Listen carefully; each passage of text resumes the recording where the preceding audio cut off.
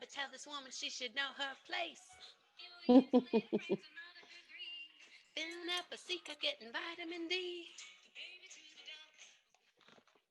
Okay. Jazz hands. Thank you for allowing me to have that little fun. That is Laura Bell Bundy, and that is a song I listen to nearly every single morning in the shower, and it just gets me so excited. And everybody has to listen to the words of that song. More coming from that space. I won't say too much right now, but today I'm super excited to host a woman who I really, really admire, who I know we're going to do very exciting things together in the future. She's a fellow American. Today we're going to be toasting Thanksgiving, although granted a week early. But we're going to publish this on Thanksgiving.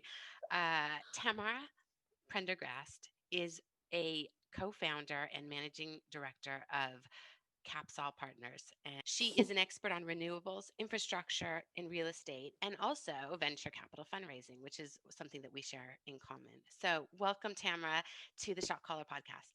Thank you, Shannon. And you forgot political junkie. Political. Um, I, I thought I'd I save that for you. yeah, and I just want to say that I really have been enjoying the Shot Caller podcasts, and your selection of guests is always interesting and cutting edge. And it's one part your passion for it, and other, I think there's so many opportunities to be pursuing. But your voice and your filter is needed, and I think it's a nice preview for some type of venture capital fund Yes, maybe to I think we will come. definitely be Mm. pulling that thread throughout this Yeah. podcast. I want to give a shout out to our common friend Nina, who is Oh, a yeah. Swiss, half Danish woman, Yeah. and she knew us both separately, and she said to both of us, she said, you've got to meet Tamara Shannon. She's American, and you guys will get along like a house on fire. And I think she said something similar to you, right? Yeah. And she said, when you guys are really successful, please toast me. And after our first lunch, we were like, we're toasty, we're already drinking. We will But keep toasting Nina throughout all of it. yeah, I think that that's something that we have to talk about is women connecting women and Mm, champion in each other. yes. And I think that's the direction that we all need to figure out how to go to. Yeah. Yeah. I mean, 150%. I mean, today's going to be interesting because this is the luxury of having your own podcast is that I get to play around a little bit with format. And you and Yeah. I talk all the time, and we talk about obviously you coming from the big state of Montana, me coming from the medium-sized state of Oregon. Big We red state of Montana. Yeah, that's true. Big red state of Montana. I come from the medium size blue state of Oregon. And so, of course, as Americans, we've passionately been watching the election. We have our opinions, and we're also both expats. You in Clusters, and me in Zurich, in Switzerland. And so and you've traveled the world. You've lived around the world. I've lived, I wouldn't say around the world, traveled a fair amount of the world, lots still to cover. But Yeah. I think that's given us a different viewpoint to our brothers and sisters, friends and family, co-workers who are still in Montana and still in Oregon. Doesn't Yeah. mean it's a doesn't mean we're more right. It just means we're, and when I say right, I mean correct, not right winged, but more. God, Watch it, Shannon. oh, good Watch God, I it. do not Word want to give that police. impression. Shoot, that we just have a different perspective. We see the world differently, maybe because we've Yeah. met different types of people. We've interacted with different cultures, and so I think we do look at it differently, and we get our news differently as well, which is going to be something we're going to talk about. Yeah. Um, so today, the idea is just this is two American women outside of the country, looking inside their country, seeing things that are sometimes just heartbreaking. Sometimes makes your head spin, and other times it's heartwarming seeing how certain people have mobilized and got more people out there to vote. So we're gonna go through all of that, and then hopefully we will do a smooth transition into our passion, Smooth.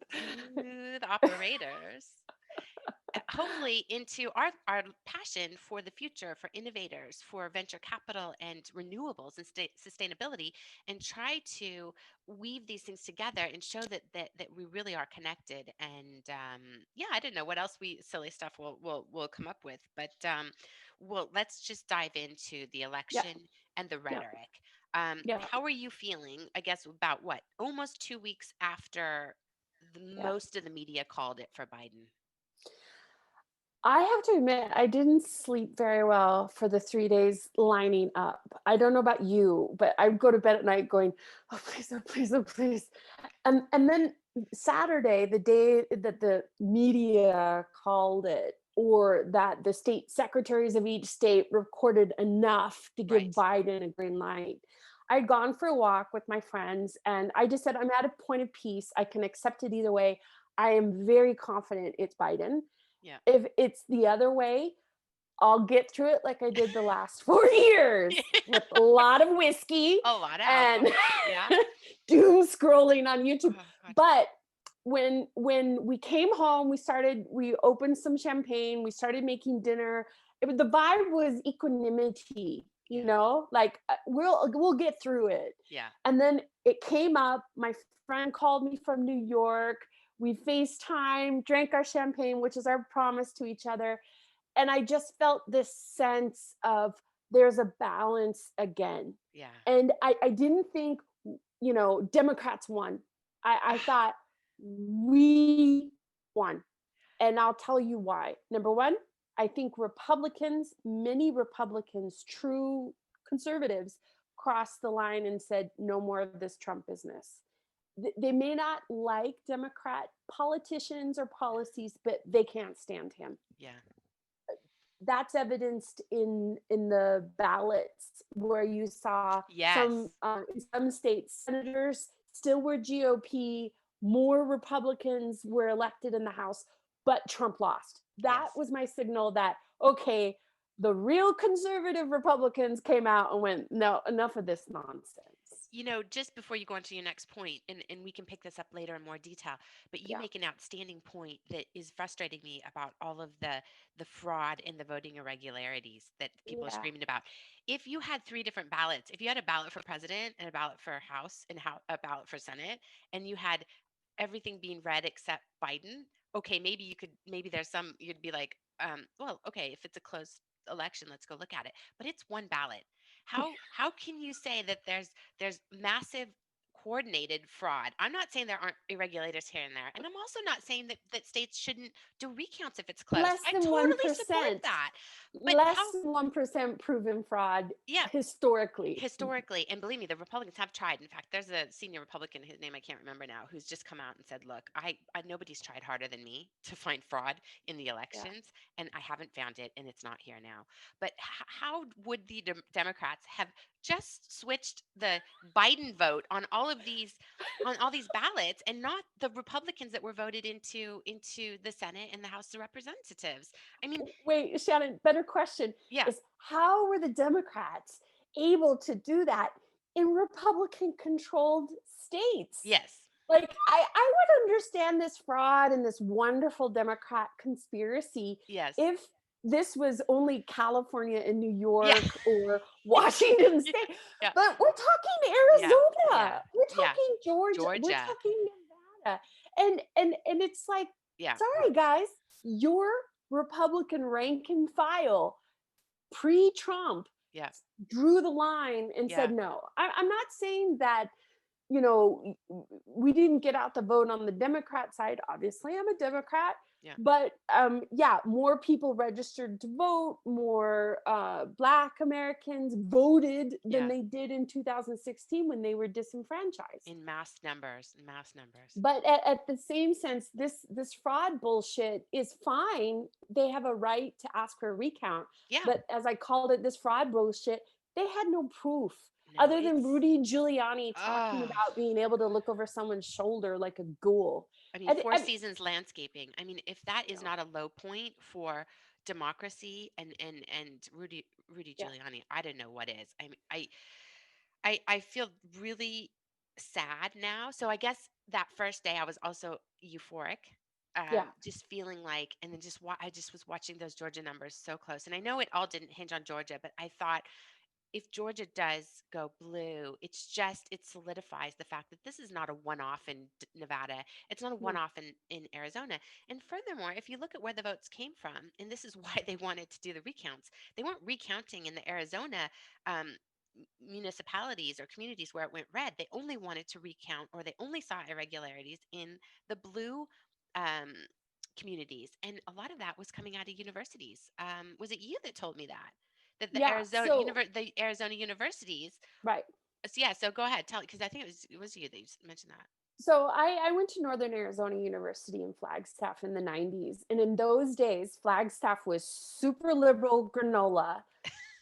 The ASU, like ASU was so Republican, so red. Yeah, Like they voted what their grandfathers voted and their fathers' fathers, and the women voted, in line with that. yeah. And then Tucson was kind of a mix, but still pretty Republican.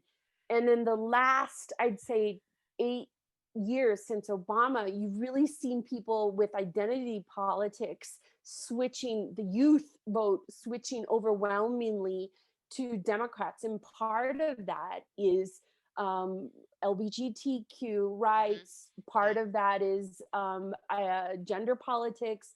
Part of that BLM, I is, guess. yeah, it's BLM.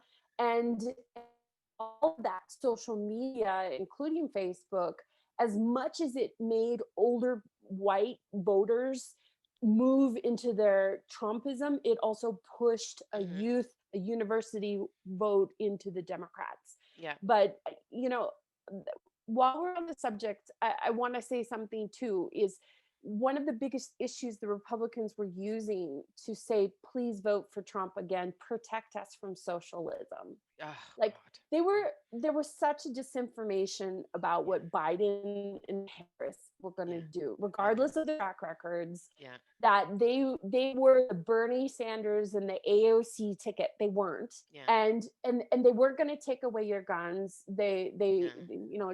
Biden didn't do that for 8 years when he was Right. VP with Yeah. Obama. You think Right. he's going to start doing it now? Right. I mean, the disinformation about what socialism is, first of all, I know. makes me mad because Mm. you just brought up a good point in your intro. You and I have lived in the United States until we were in our 20s. Yeah.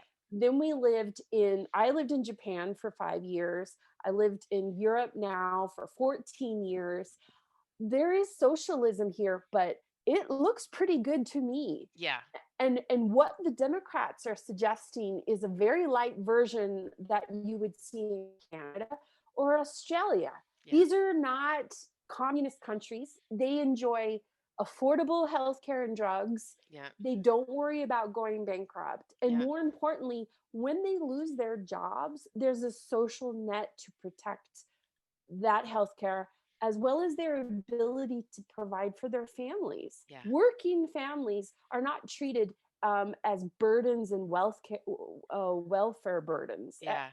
I don't And know where this expendable. socialism label came from, but I Yeah. think it's what you brought up in your topic intro, because people haven't experienced it through travel or friendships Yeah.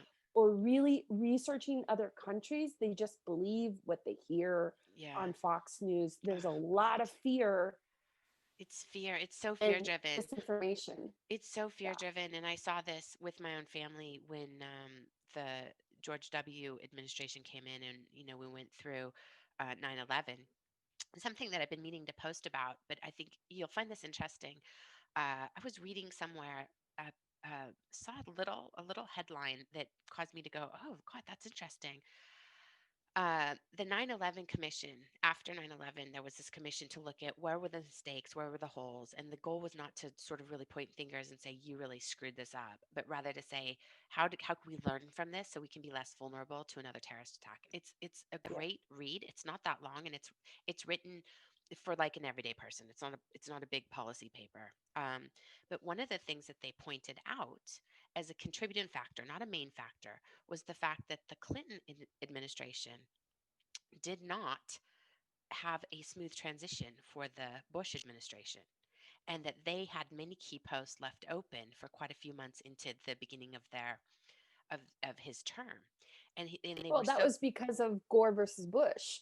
The election was tied up for a month, so they didn't yeah, have the transition and the smooth coordination. yeah, There was 6 months. I think you're right. There was like yeah, 6 months gap yeah, of really critical CIA briefings on exactly. terrorist But threats. also posts going unfilled, and so the Bush administration, to their credit, really put in place a comprehensive, very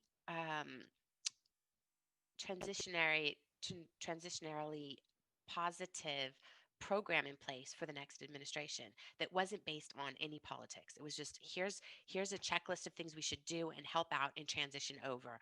And the Obama administration acknowledged that and said their transition was phenomenal. It was very smooth and great. And then the Obama administration, in turn, did the same thing for the Trump administration. Um, and so, what I want to point out to those people out there who are, calling themselves patriots, um, if there is real national security risk if the Trump administration and the GSA, who actually signs off on the election, doesn't start to release funds for the Biden administration to get these really critical updates, to especially on the pandemic. I mean, Jesus, I mean, this is a terrorist on in our Domestic country, terrorism. domestic terrorist, Domestic and terrorism. and Yeah. and it is expensive and we're vulnerable, and the divisive rhetoric is just not helping. And so, I mean, you and I can talk about that till we're blue in our face. It's, I guess, what we're trying to do is really just say, okay, let's dispel some of these myths, and how can we move on from this? How can we reach over to those 55% white women in our country who voted for Trump? No, and overwhelmingly white men voted Yeah, 56% for Trump.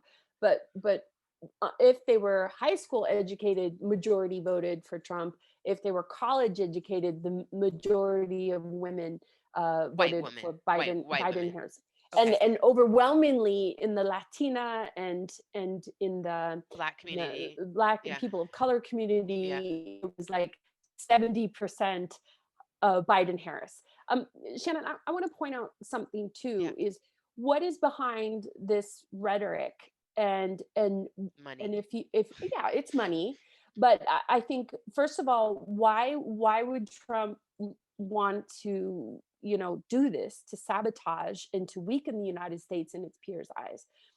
My thinking is it has nothing to do with him thinking he has a viable path to win. Right. My thinking is, and this is, me, I love to get dark and twisty, but I really think this psycho is trying to negotiate and saying, you want me to leave? I want no jail time, no future lawsuits for me or my kids. Oh, and I want a pension. I want this, I want that. He is milking this for everything to say. And if you do, then I will go peacefully.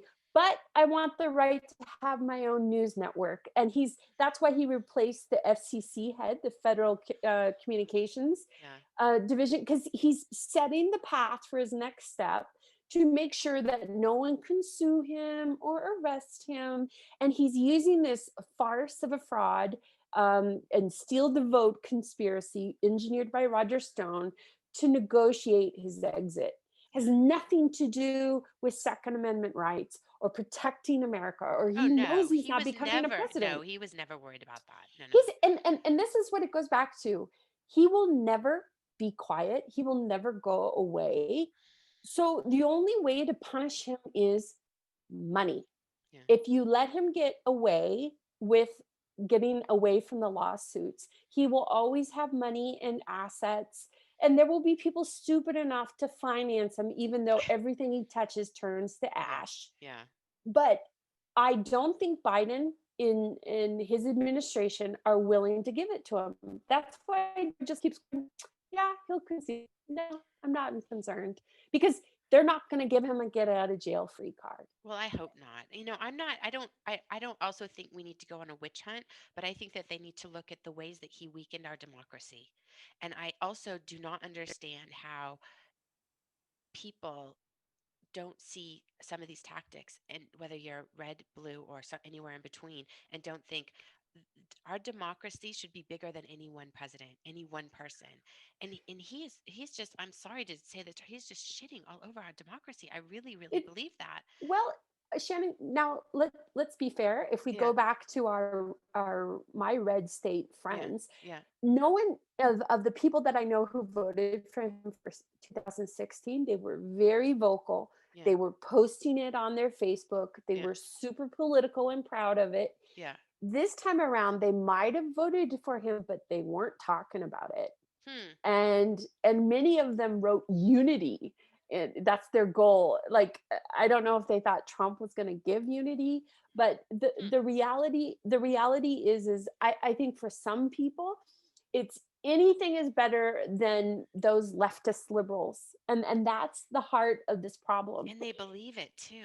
They do Well, genuinely believe it. and again, they're I mean, if we go back to social media and how it impacted Yeah, millennials to become Democrats, yeah. they're only looking in the channels that reinforce themselves. Of So course. Yeah, their friends, their yeah, peers, they've blocked the other sources of fake yeah, news yeah. and people that don't agree with them.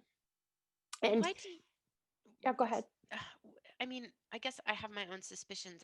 I'm also sensitive not to not to put down people who are not further educated than high school, in that, to say that because you're not educated, you voted for the wrong person. I know what I'd like to do also is link that statistic you have there about the educational difference, because I think that's interesting. I like to look at that myself. Yeah. But the big issue, I think, for Democrats is to understand, how do you go and reach out to all those people who still did vote for Trump, despite the fact the economy, the amount of job losses, the amount of people dying from corona. I mean, I cannot understand why more people don't hold him and the administration responsible for that. I mean, Look, this is crazy. Shannon. I mean, I held it in and managed to get through the GOP convention. It was really nauseating. But half the time they were discussing what the environment was today, meaning riots, protests, Yeah, COVID, deaths. And they're like, if you want more of that, then, that's yeah, what you're going to get with Biden. It's yeah. like, what?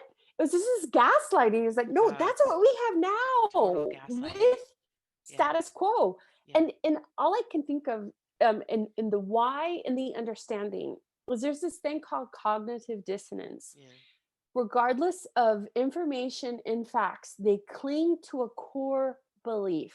yeah, And that core belief is two things that make me sad: yeah, that Donald Trump is a savior yeah, yeah. and that he's Christian and he represents He is all not Christian. Christians. Jesus. And if those two things are wrong, then they are wrong.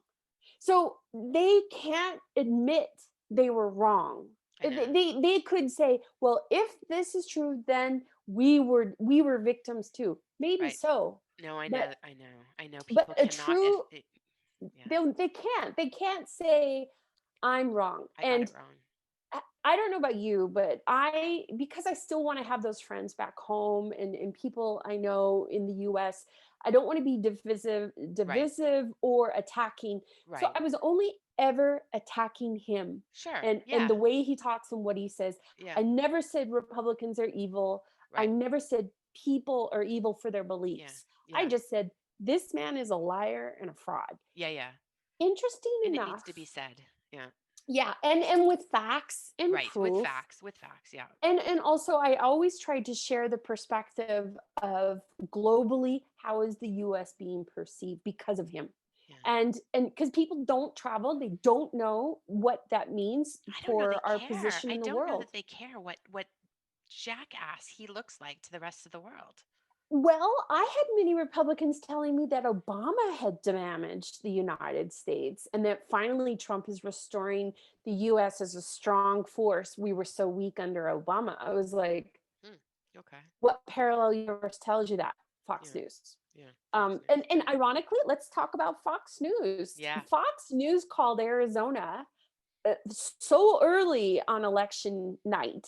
Yeah. And the Trump Republicans hated Fox News. Yeah. Turns out they were right. Yeah. They followed the Associated Press. Yeah. And now a lot of Trump supporters are anti Fox. What does Yeah. that mean for the network going forward? Well, that's what I read an article about that last night actually, because somebody recently mentioned a news organization called, is it Newsmax or something like that? Newsmax? Is that, I can't remember now. It's one of these spin-offs, and um, I went and looked into it. I thought, okay, let me look into this because this person said that was a balanced news source, and it is even more right wing than Fox, and furthermore, they're hiring people that got fired from their jobs for things like sexual harassment, like Oh, Bill nice. O'Reilly is being given a job there, Oh, nice. so and others, and so there's a the debate going on whether they Fox News ultimately appeases Trump because he really just wants money, and to build another news network would cost way too much money, and he may in fact have trouble. I don't know, who knows, maybe he can get funded, maybe there's really a stupid bank still left out there that would fund him. Well, it's not banks. It's Yeah, it's huge private people. corporate political action, shadow money. You never know where it comes from. Yeah, Look, like Bannon's Glenn. wall fund, right? Yeah, and do you remember Glenn Beck Mm-hmm, on mm-hmm, Fox? mm-hmm. And then he went off and created his own network called Blaze, Yeah. and it's full, full of crazy QAnon Yeah, shit. conspiracy theories. Ironically enough, Glenn Beck doesn't like Trump, so I don't know how that Oh, happened. really? Oh, that's Yeah, interesting. yeah, Okay. yeah. All right. He was battling with Trump. But anyway, going back Yeah. is Fox News poisoned the well a bit Yeah. there. But on the other hand, um, Hannity and Laura Ingraham and Tucker Carlson just Yeah. cuddled up with that Yeah. conspiracy fraud bullshit, and just kept telling him, mirroring him, and telling him, "You're right, you're right, you're right." Like I honestly, I never felt in when Bush Senior or Junior were in office that they were kowtowed or worshipped. I do think that the news networks did hold Bush more Yeah. accountable, Junior. Yeah. But that was just a post Clinton era where Yeah. every president was now being held more accountable. Yeah. And Obama as well. He wasn't treated with kid gloves by the media. He was. well, He he was. was he. I mean, I understand where Republicans were nauseated because he did get that. You can tell when reporters would be so excited to interview him and so honored, Yeah. I and guess and it being was that outside, it didn't look. charisma. Yeah. I didn't see It the was news from obvious. inside. From inside. Yeah, yeah. Well, I mean, the I guess the difficulty now is that, okay, first of all, I want everybody listening to go watch The Social Dilemma if they haven't already seen it on Netflix, and Oh it's yeah. not a political piece, I don't think, anyway. I think it's a very well presented. It's a he, docu series yeah. about the impact of social media and the disease, Yeah. the addiction, and also how little we actually know of the sources of this information. And the algorithms. And so the reason I thought I found it actually fascinating, and one thing it did actually do for me, is give me a little bit more sympathy for people who are on the other side of the fence, because they showed you how you have this confirmation bias in your news. So if you click on one QAnon link because you see Yeah. something that's interesting, and you're not necessarily a conspiracy theory fan, whatever, you just saw something, oh, let me read about that, and then you get flooded with all those things, and it starts to build a confirmation that what they're saying might be valid. Same on the other side of the fence, right? If you're following um, um, anti-fascists or whatever, and you're going to get all that confirmation bias, and so that is for me a huge issue, is that people stop just sourcing their news from one location and realize that these AI programs are just feeding you um, networks or news lines to make money. And one of the greatest things that they said on there was, if you're not buying the product or paying for the product, you are the product. Yeah. And that is something that I hope anybody listening right now or watching on YouTube really sits with that thought for a second and just Yeah. realizes the interest for or for Rupert Murdoch, an Australian who has phenomenal influence over our news in America. He doesn't really give a shit. He just makes money. The more outlandish Laura Ingraham and all those other people on Fox News are with their theories, it makes so much money. It makes them so much money. Yeah. And so I'm not saying And that that's not happening on the Shannon, no, left no, no. either. No, and that brings up a good point is why is Trump trying to ban TikTok or force a sale in the United States? Because that channel has so much deep reach Yeah, into millennials and the next kids, generation. Yeah, and the way they're influence each other. Just as an example, this one girl did a shame video on how she shamed her parents for being Trump supporters, and it got a lot of views because she was telling them about this guy she wanted to date and everything he does and how crazy he is. And they're like, oh no, that sounds awful. Oh no, dump him. And she goes, well, actually, that's Donald Trump. So, it God, I was a gotta see that. genius. We gotta link that to this It was a podcast. genius thing. But that is what the level of influence that social media has. So it's Yeah, not a meme or a fake news article because yeah. people don't read anymore.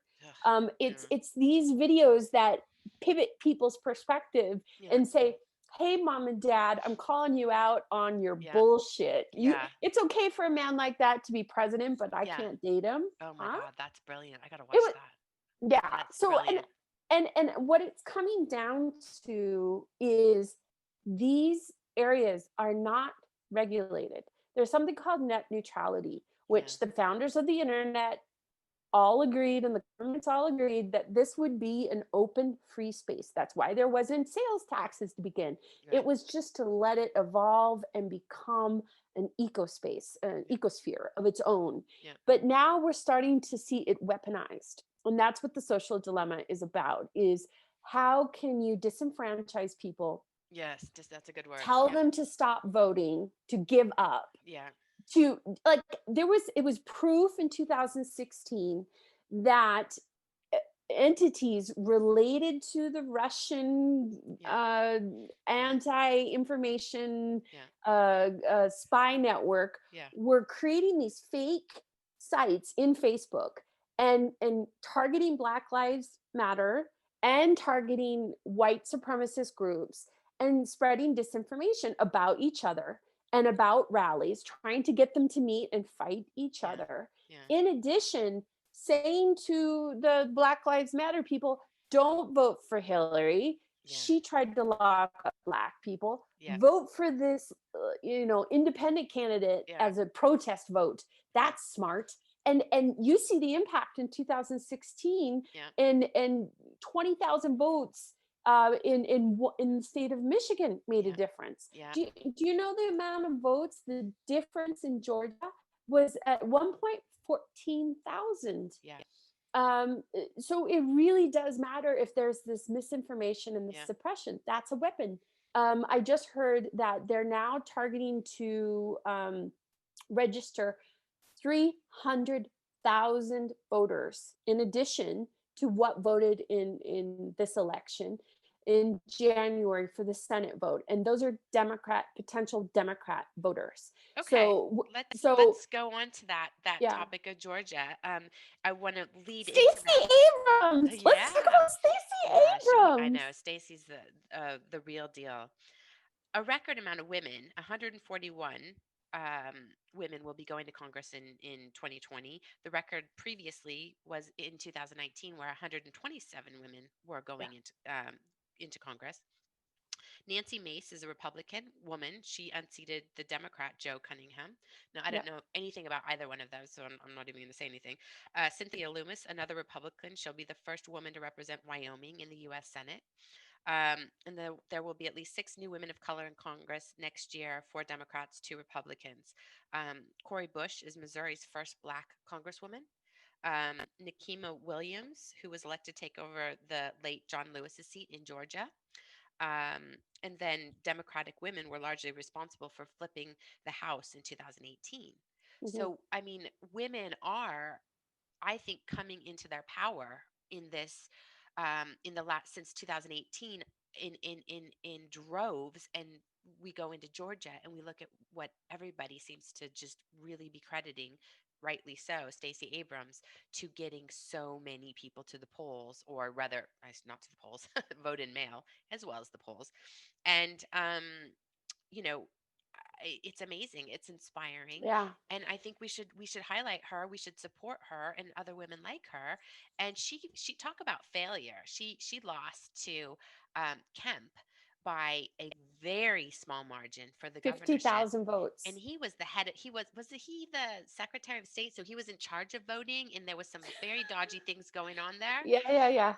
He may Yeah, you go ahead. So, and it may still be very legitimate. I'm not saying it's not. I'm not nah. familiar enough with that election, but she took that loss and she said, "Oh hell no, I'm coming back, and I'm bringing a whole hell of a lot of people with me, and we're gonna fight for Georgia."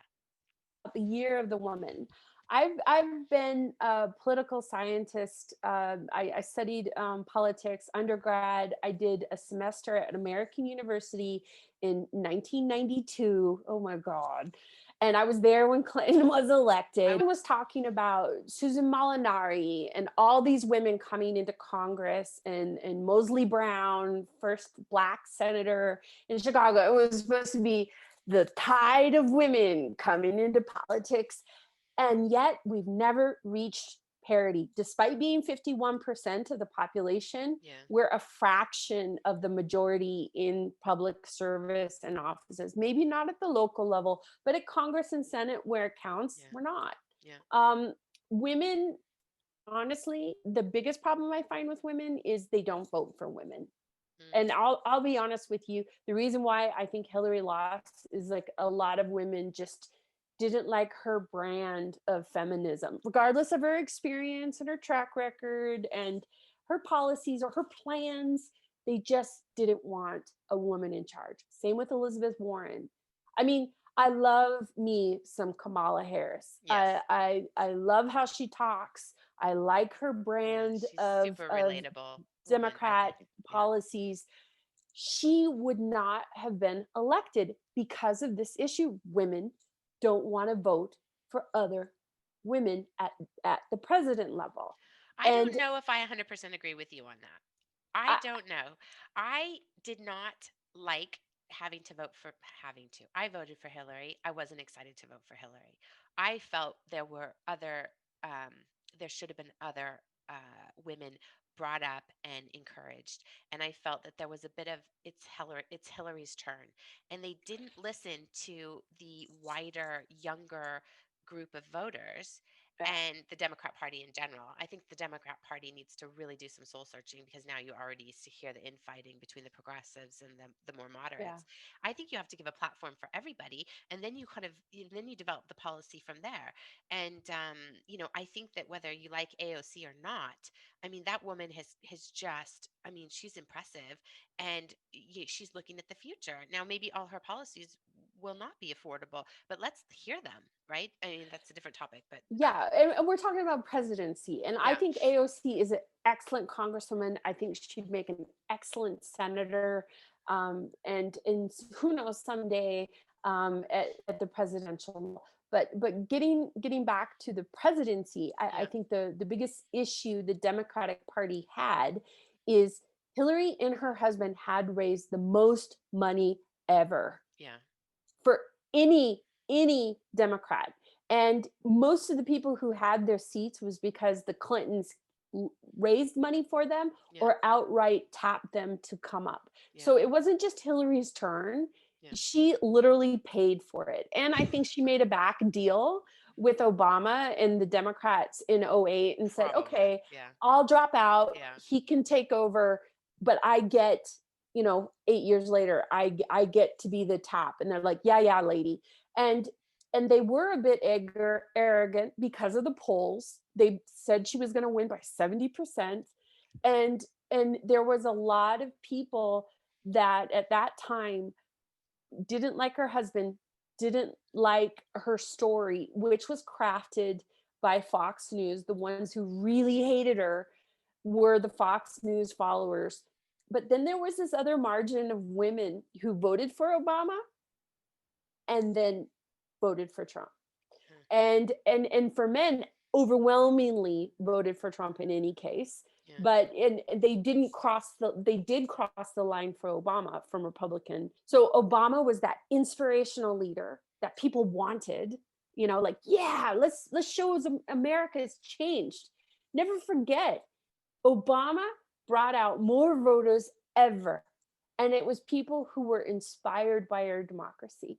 And Yeah. Trump, as much as I hate it, he did it too, but in a negative way.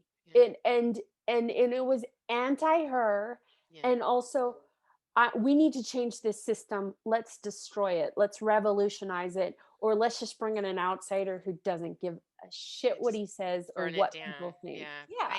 I didn't think he'd win purely because of the way he spoke about women.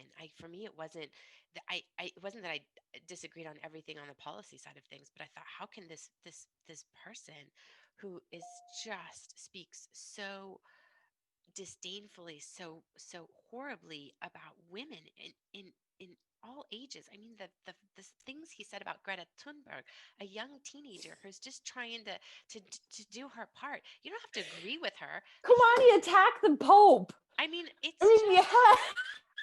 I don't understand how people can go to the polls and say, that's okay, because I want my taxes low. Okay, but he's going to blow up the economy.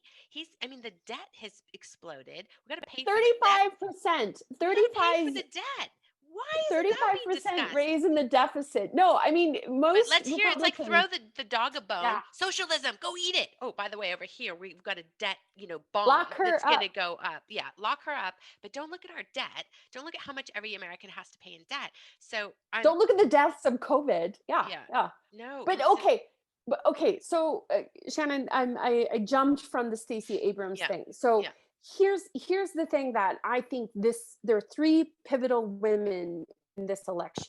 We just brought up Kamala, we yeah, brought up Stacey Abrams, and then Amy Coney Barrett. yeah, Um, Kamala, obviously, I think having a very strong VP choice, having an articulate lawyer with yeah, a governing experience, yeah, not only as the Attorney General of California, but as a senator, she absolutely is qualified and absolutely has a global presence potential. yeah, Um, Plus, I really like that her husband is Jewish, and we're gonna have the second man, yeah. and it is just gonna bring a different dynamic. Yeah, And they represent a lot of different people in yeah, America, right? I mean, in and one way, shape, or another. I want to say that I also was excited when Mondale chose a VP, a female VP, Ferraro, as well as much as Sarah Palin. I had a lunch with girls. She was nominated, and we all wore the Sarah Palin glasses, and I did our hair up in a bun, and because we were just like, this is important, Yeah, and regardless, having a seat at the table, getting the American people comfortable with women in power, not Hillary, but also capable other women that haven't been in the spotlight for 20 years. I think yeah, people were just sick of the Bush dynasties and Clinton dynasties yeah, being in power. yeah, yeah. Um, I think that's a fair point. so the second one, Stacey Abrams. Stacey Abrams lost by 50,000 votes in 2018 for the governor of Georgia. And what did she do with that loss? She went out with a slide deck and raised $20 million and said, the reason why I almost won in a very red state is because I aggregated and grassroots managed a force that's always been there that no one talked to. Yeah, I also fought disinformation yeah, about myself and what's going on. So help me keep Georgia going in this trajectory, in this trend. The votes are there. Listen to me. And she proved it. Now, why isn't this woman the head of the DNC? Like, I think she's going to Everyone have a should big be a role somewhere. Stacey. Yeah. Yeah. I And think and she I'm will be. I think she's going to be somewhere there. She or she gets a cabinet position. I don't know what, but she's a force to be reckoned with, and it would be a goddamn shame if she didn't get yeah. some big position somewhere because she resonated with people, she Yeah. motivated people, and she could be single-handedly the most important person um, that the Democrats have had for a very long time. Yeah. And here's the thing is when I used to lobby for the state of Arizona for the student association, and there was three of us. There were two that were registered lobbyist students, and one was the grassroots organizer. The two guys that got to speak to the politicians, men. The one grassroots organizer, Tamara. And I was really good at organizing, motivating, and like logistics, getting vans down to the state capitol, getting people with signs, making sure that people showed up for the bus and they didn't miss the bus on the way home. And the two speaker guys who got to have the mic got all the credit for our events. What I like about Stacey Abrams is she gets the mic, Yeah, and she's very articulate, yeah, and she's motivating. She's so positive, yeah. and it's not about anti-Trump. It's just Right. about motivating voters who felt disenfranchised with their state. Yeah. And And that's what we need to change politics. right. We're not going to get anywhere by pointing fingers for sure. And I think we need to get back to debating policy, not people, and not Yeah. red or blue. Yeah. And that requires people to actually look at the policies. But I will continue to advocate for that myself. Yeah. I'd like to weave into the conversation. Amy Coney Barrett. Oh, One yes. Yeah. last point about that. Yeah. This is my crazy theory because I like to have those. Oh, Is no. I think a lot of people, You got your own conspiracy theory. yeah. Well, Okay. I think a lot of Republicans, the reason why they felt comfortable voting against Trump and for Biden, because they said, well, we control the Supreme Court. I'm Yeah. comfortable with giving my vote to Biden. So, as much as she could have been a divisive point, meaning if she wasn't appointed, maybe people would have said, well, we need to protect the Supreme Court vote. I Right. think a lot of Republicans who crossed the line to vote for Biden did so because they knew she was going to be a judge. And what's interesting about that for me is I looked at her history to prep for this call. Yeah. She clerked for Scalia Yeah. 1 year. Yeah. She was only an appeals court judge from 2017 to 2020. The remainder of this time, she was a scholar and a professor. Now, the highest court of the land, and I mean, Ruth Bader Ginsburg also had a very academic Yeah. background. Yeah. But if you look at her work, her body of work, Amy Coney Barrett, and you look at the decisions, she didn't make decisions based on political or sorry, judicial background. It was following party lines, Hmm. and whichever was a more Democrat or a Republican vote. And a perfect example of that is Gore v. Wade. She worked on that as a student. So Hmm. I think, I'm not anti Amy Coney Barrett. Again, I'd like to see women in all higher offices, whether they're on the Republican side in the House or in the Senate, in the Supreme Court, absolutely. But I do think they're not supporting all women's or the majority of women's issues and needs, but they are party puppets. And that if it's her beliefs, as a really strict Roman Catholic that believes in no birth control and criminalizing abortion, that's her filter for the world. But Yeah. it's not her filter. I think it's the political powers that got her in office are telling her how to judge, and that I have a problem with.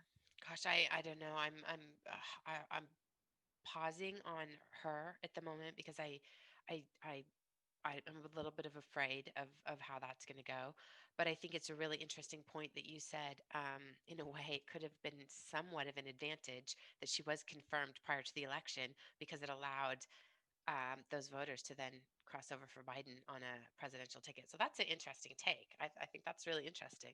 I Yeah. wouldn't have kind of looked at it that way. Okay, so going into the financial side of it, which is where we spend Ah, most yeah. of our days, we've indulged our political kind of I don't know, our political sides Addiction, addictions addiction. here Yeah. a little bit. And I'm grateful for everybody who was willing to listen to our personal opinions, really. Um, but I think that if we weave now into the female founders supporting women in business, yeah, sort of advocate for more women with their wallets, whether buying female products. When I say female products, I mean like, created by women, and marketed by women and developed by women, as well as funding them on the investment side of things. And one of the things I wanted to talk to you about specifically, because I think you'll have some insight and probably some experience here, is this study that was done by a woman. I think she was in London at the time, but um, on she looked at I don't know, many different pitches between men and women, venture capital pitches, and she looked at the questions that they were asked. And basically, at the end of the day, women were asked not to fail in their questions, in their pitches to try and get funding, and men were asked to win. So tell us how you'll win. Tell us how you're going to kill those projections. Tell us how you're going to get your bigger sales, your bigger valuation. Whereas the women were sort of, tell us how you're not going to lose money. Tell us how you're going to avoid this type of competitor. Or tell us, it was always framed in a, how are you going to prevent from a loss or losing, versus the how men would scale up. And I think that's something that is just unfortunately out there, and that we need to start training women to be prepared for these questions, because we can't, at the moment, we can't change the fact that what, 97% of venture capital funding goes to men and about 3% goes to women, and then whatever tiny fraction of that goes to women of color. I mean, Yeah. just like a rounding error. I don't know. Yeah. Well, Shannon, you bring up a good point, which is, first of all, who are the money sources, and are they equally represented with investors who are of both sex? No, it's overwhelmingly men. Not only do the VCs raise the money from other sources, but the people who make the decisions in the VCs and the investment committees are men. So there's just, I think, a natural bias of, we trust men to invest money, and we trust male uh, managed products, tech. Um, just it's just a bias, and it's been A proven as a comfort zone, I bias. guess. It's just Yeah. how it's been so far. And I'm not just saying this because I read it in a news article. In 2017 and 18, I did my own startup, and it was energy efficiency technology as well as retrofits. And I raised about 270,000, mostly friends and family. I was working on a 3 million investment from an institutional investor, and and I was so into every detail of the business, from the tech to the policies to the country we were. I knew every part of it, and I was so passionate about it. And that's what every VC says: you have to be passionate, it has to be innovative, it has to scale. I checked every box, but when I would start to do my pitches with different VCs and funds, they would stop, interrupt me, ask questions, not let me finish what I wanted to talk about, but they would find this one little part that just made it impossible to do. And on the other side, I also went to a few women foundations and high net worth individuals who were friends, and they wouldn't even give me an audience. They just passed the buck on to another foundation. Now, some people would say, well, men have that too, and they're just more resilient. No, the fact is I have been on pitches with men, and you and I have seen a couple of pitches from guys, and they have nothing even close to what I had. They don't have anything built. They don't have actual design scheme. They have a slide deck, which is a template from something they borrowed from Airbnb, and they use the right buzzwords, and somehow they can raise 500K. But going back to me, my institutional investor, and I was asked to raise, I was trying to raise 3 million.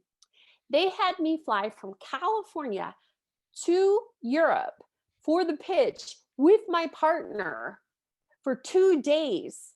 And then at the end said, it can't scale. Goodbye.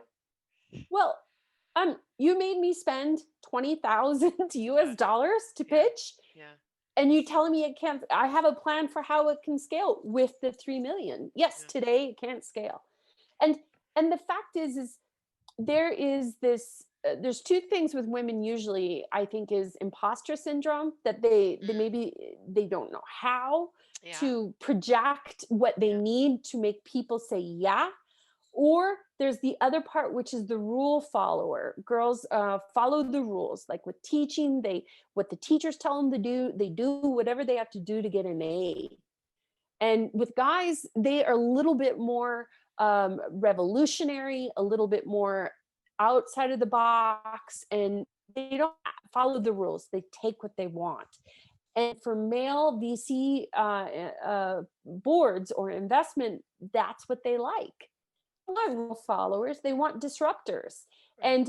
And going back to what you said is, if I look at that pitch I did in 2018, I was trying to find or show the feasible way to scale. And they wanted a big story, a Yeah, much bigger story. And I wanted to show a realistic way of getting there. And they wanted a hockey stick. yeah, And again, it goes to, I'm not going to lie, right. but from what I found from a lot of male entrepreneurs that I both interviewed and have worked for, is they have no problem with projecting what they think it's going to be Yeah. way beyond their means or their own abilities, mentally speaking. They're like, oh, we'll build it when we get your money, and I'll know how to build it with the people that I'll hire with your money. And the VCs are like, okay, here's a million, go do it. So, okay, so the thing is, this is the world that we're in, and I'm always a cup is half full, Yeah, and I think, okay, that's the world we're in. How can we change this, and how can we give more opportunity to women, to to to people of color, and just in general create a more diversified world, because I think financially, actually, that's going to be more successful. I'm really convinced yeah, about that. I just recently interviewed, and I just put it up a couple days ago, the female founder of Turtle Tree Labs, and I went and had a look at one of her venture capital investors, a firm called Artesian in Australia.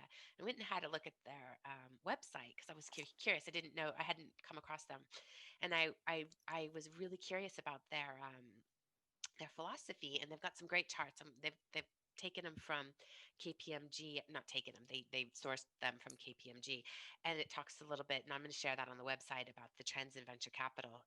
The amount of money it takes to start scaling up has gone down because technology's gotten cheaper, and the amount of venture capital deals being sourced from the US is also dropping, right? As venture capital sophistication, awareness, education gets and failure as well gets more accepted, right? Because it's a key part of being successful in venture capital is that you are okay with people failing, right? yeah, And so the thing that they said is they just sprinkle mass amount of investments across the seed stage. They said that too many venture capitalists are just waiting around for one or two or three or four that they think are going to be just the big ones, and they're missing out on just, early stage, much smaller investments. Sprinkle them around, so it's like, imagine you're planting a garden, and I think that that kind of an investor would suit. I think I'm just speaking out loud because I'm thinking, if you're a woman listening, a person of color, or just anybody out there that wants to pitch somebody and wants to think, how do I go about doing this? Going to a firm like them. Okay, they're in Australia. We can come up with some others, um, that is willing to invest smaller amounts of money across a wide swath of businesses, basically hedging their bets everywhere. Could be one avenue for women, yeah, because that is a big opportunity, both with trends and products, right, geared towards women. Women do most of the spending for the household goods. We're more sustainably aware, things like that. So, what advice do you have? What tangible advice could you offer for getting over these hurdles? We know that they're there. yeah. What Well, can we do? Well, I attended the World Economic Forum Lipstick Leaders and Women's off-site event in 2017, post-Trump. Yeah. And we were working on a project, an art project, where this artist would sketch the women and I would talk to them about what leadership in women is about. And I asked them questions like, are you a leader? And what would it take for women to have an equal seat? And many of them struggled with to say, I'm a leader. They're like, well, I have experience and I've done this track record. And I said, the fact that you're at the WEF says something. You must be a leader. Why do you struggle with saying it? If I look at men on the other side, they would be like, of course I am. I'm the big deal. Take a whiff. I'm amazing. Um, and then on the other side, I said, okay, so what would it take for it to change? And I said, is it board seats? Is it higher levels of management or equal hires? And going back to your point, and what I was trying to say is, I think now with the institutional investors who invest, or high net worth who invest into these VCs, because VCs don't have their own money. They have to turn around and raise money too. Yeah. And they have to show a pipeline of assets and sectors and where they find success. And they have some success stories that they market with. But I think it starts with those investors up here saying to the VCs, you want our half of your investees have to be of diversity, women, age, emerging Yeah. markets, not just sectors and hockey sticks. You Right. guys are looking at cookie cutters. If you're going to spread it around, spread it equally in terms of investees and also ideas. And Um, on top of and that, they can yeah, lobby the pension funds, right? That's an action. People, well, women in uh, within Google or yeah. women within Microsoft or within Facebook, or not just women, but anybody can lobby and say, "How are you investing our retirement funds? Where are we? Where's our Yeah. money going?" That's one Well, very actionable way to, get them to change some of that. well, we've already seen that in terms of stability and carbon and divesting from coal, but no one's really done it for gender Mm. empowerment or diversity and people of color empowerment. That's still kind of no one wants to go there. The, but the easier way is simply to have more partners who are originating pipelines and investors who are women. I mean, it might be that we have the same problem with women don't want to invest in women, just like women sometimes don't vote for women, but it would be a more diversified view of that investment board. And the other part, the people working inside the VC, if go to a VC website, look at the executive team, look at the junior people and associates. Women are generally general counsels or they do HR. HR or investor relations. Sometimes they're treasury. Overwhelmingly, the hunters are the men, the partners are the men, the power and the money and decisions are men. And the women are more on back office and resources. And I think institutional investors and high net worth and family offices need to say to VCs, you're not getting another penny until you either hire more to balance this out or rethink your strategies, because this is unacceptable in 2020. And let's Um, also be very clear about why to do that. The why is because you will avoid this groupthink of one gender and one color, and you will actually increase your opportunity to make money. Like, it's not Shannon, all about altruism. It's not just because we think women no, are better, but we just think a diverse group of thought and opportunity and values is going to reap so many more rewards in your portfolio. and look at Stacey Abrams. Going back to the political side, she quote failed in 2018, and what is she doing in 2020? Yeah. So if you miss out on the opportunity of a young entrepreneur to get some seed money, cheap money that she can fail, her second try Yeah. could be a huge success because Totally. she learned. And Yep. that's a story in Silicon Valley, that the women that persevered, Yep. that kept going, Yep. whether part of teams or as leadership, they then got to a mountaintop where people would give them money easily. But they had to get a little bit and fail a little bit.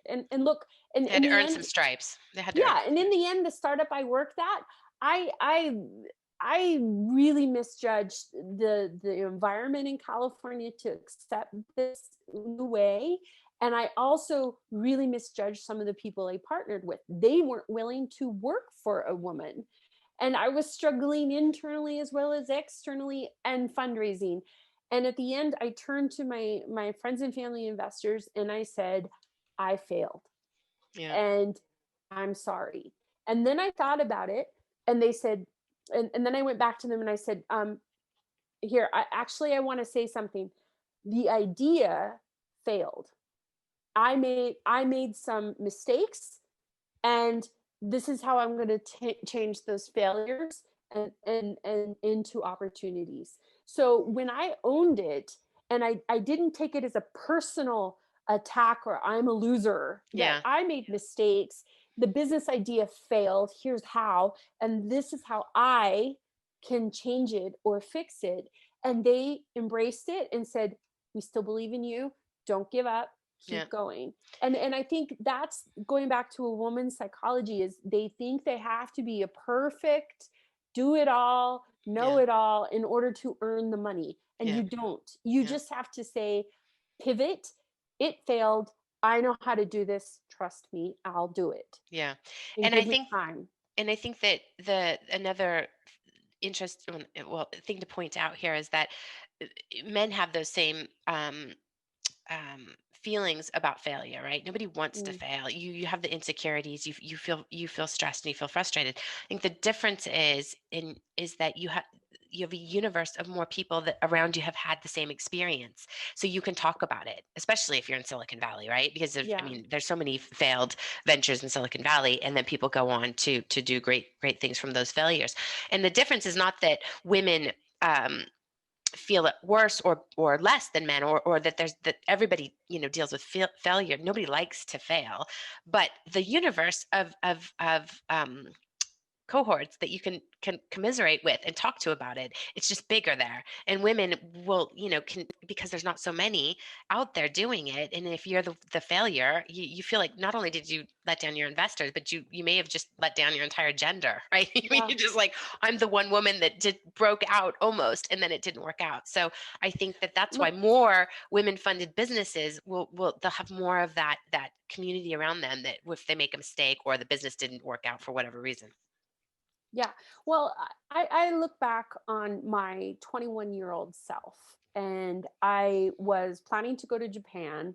I just graduated from college. I was dealing with the grief, the loss of my mom. I was staying at a friend's basement, trying to save money because I had this plan. I was going to go to Japan and travel and teach English as a second language, but I was afraid. I was literally like, I knew I wanted to do it, but I didn't know how, and I was afraid.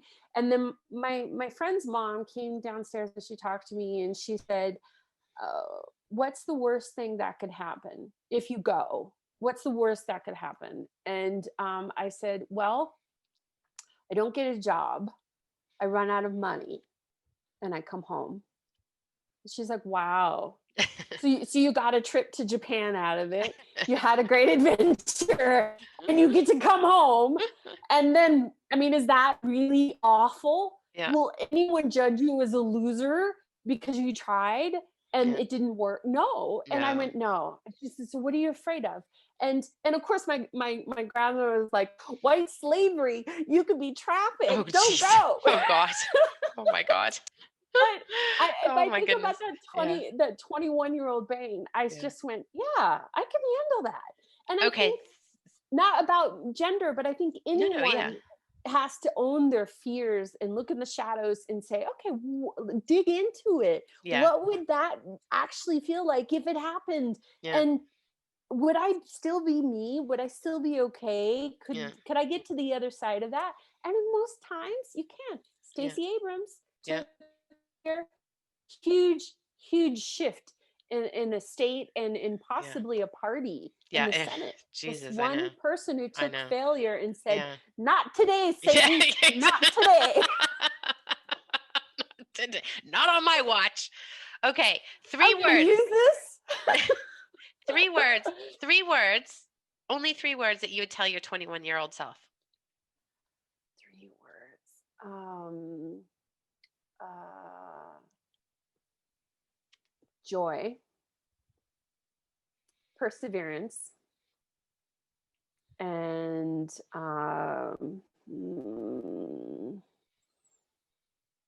oh God, ballsiness. Good. Joy, perseverance, and ballsiness. I thought about this, and I think mine would be do it anyway. Oh, you meant like a statement in Yeah, well, three I mean, no, it could be words. anything. It could be anything. But I just thought if you could say three words or three things to your 21-year-old self, because I think uh, so often it is fear that keeps us from doing things, right? And yeah. it's just, I think Isn't it strange I said balls for a woman, but I'm like, this now that you mentioned that, yeah, I didn't, we I'm so what accustomed to sexual mailing. organ? Yeah, exactly. Yeah. Oh my goodness. You know, Well, I just as a funny story, my Facebook brought up a memory, and it was a picture of a real estate project that we were developing in the Dominican Republic. It was a memory picture. It yeah. was me in a bikini, and so I reposted the memory, and I wrote, those were the days pre-mask and firmer boobs." Yeah. Oh my goodness. God. Yeah. Going back to the fear part, is I think at the core of it is that people won't approve or won't love you. Yeah. And the reality, and this has been proven time and time again, vulnerability makes you lovable. Mm. Vulnerability is what Amen, makes Brene Brown. people able to relate and to accept you. They don't love you because you're perfect. Look at No. Hillary. She God, thought no. she had to do everything to be perfect. Yeah, it's And the true. fact Yeah. is, on her concession speech, when she talked about how her mom would view her life, you could feel in your bones tingling, whether you hated her or Yeah. not, that she was a little girl. Her mom was an orphan, went on to have a daughter who is this first lady, secretary of state, Yeah. won 3 million more Yeah. votes than Donald Trump, Yeah. and is a success in Yeah. that right. Yeah. And I think all of us have to go back and say, this has nothing to do with sex. It has to do with you and your belief in yourself. Yeah. But also, I think society has to stop putting barriers for people financially and politically that stop it from happening. We have Yeah. laws in place against unfair pay practices. I know I was paid $100,000 less than one of the companies I worked at than the Yeah. men. Yeah. There's laws in place around voter rights. We know there's suppression going on. Yeah. We have to be the ones who are responsible for these things. The government's not going to solve it. The laws aren't going to solve it.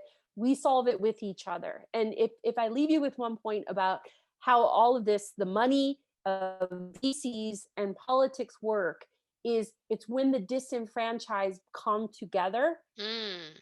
people of color, women, Yeah. all Immigrants. diverse backgrounds, Yeah. when they come together, even though the majority of white men voted for Trump, this part won. Yeah. So it has nothing to do with men versus women. It has to Yeah. do with coalition and grassroots efforts, and Yeah. it's possible. Yeah. So going back to what are you and I going to do if Yeah. we do something, Yeah. I think we have to create a story around that. Anyone who wants to have a company or a VC, it's not going to be the Shannon show or the No. Tamara show.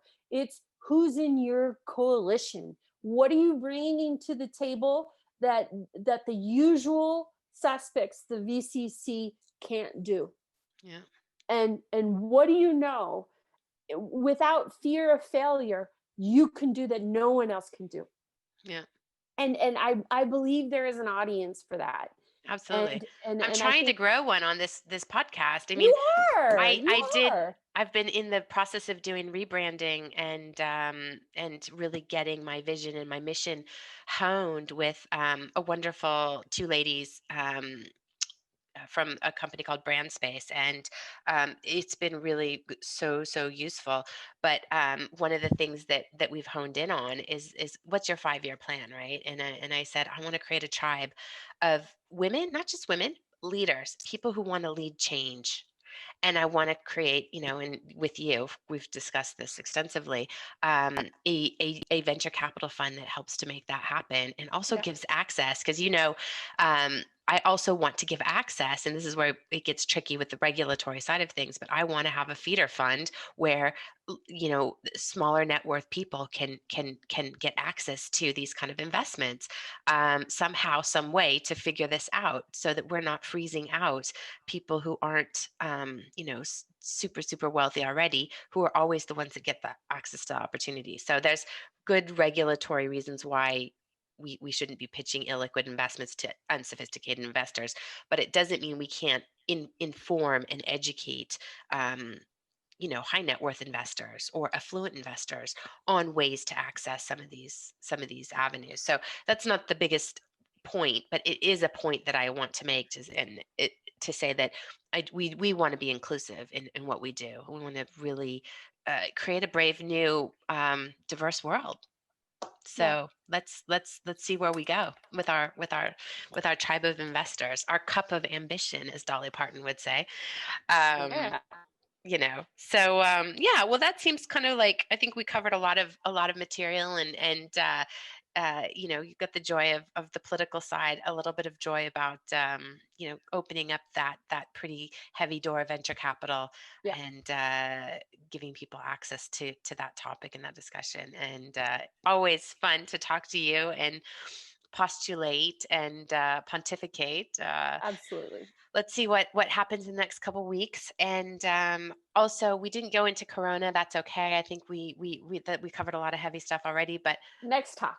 next Next talk. talk, and but in the meantime, let's wish everybody, a safe and happy Thanksgiving, and maybe leave you with the thought that if you're really giving thanks, it may make sense not to make a big trip and have a big family gathering in order to keep your family members safe during this very difficult time that we're going through, and maybe look forward to a bigger Thanksgiving next year.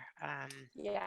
You know, There's a song, I don't know who wrote it, but if it goes like this: if you can't be with the one you love, love the one you're with. yeah, yeah, that's true. So That's true.